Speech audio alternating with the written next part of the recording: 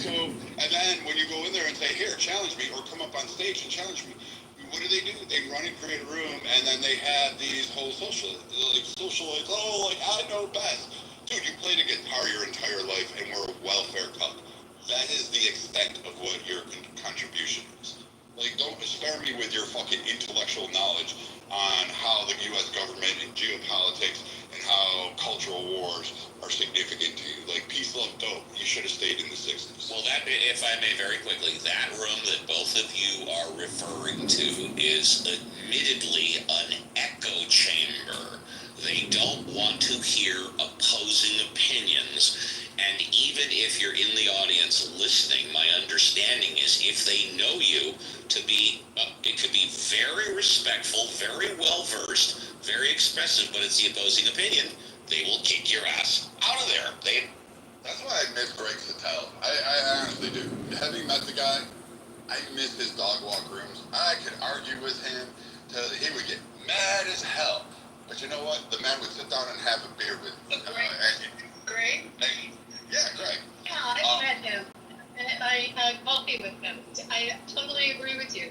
You can sit down and talk with him. Yeah, I loved him. I loved him, man. I still consider him a friend today. If he called me up and said, hey, I need you here, I'd show up. I'd say, let's rock and roll. So here's the difference with Greg and those people, because he agrees with them on like probably 98% of the issues. The difference is he also, as a first principle, is a heterodox thinker, and he will allow room for you to disagree.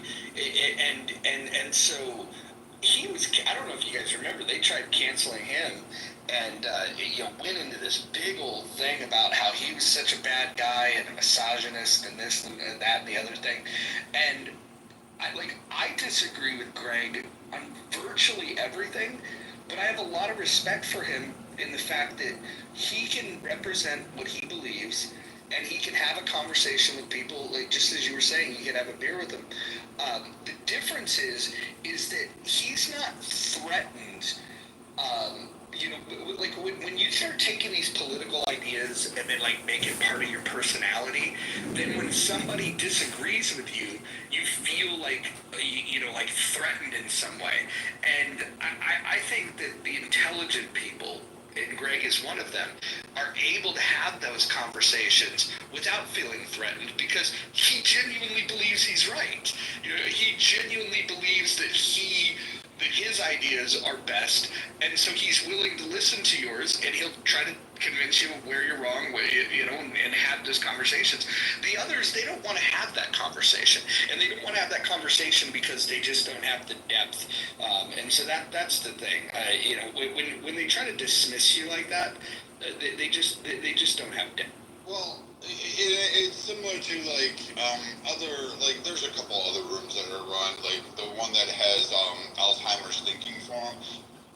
That one is again, it's just a collection of people, and not all of them, but it's like any amount of disagreement is immediately condemned and shot down, and it's like it turns into a whole rally.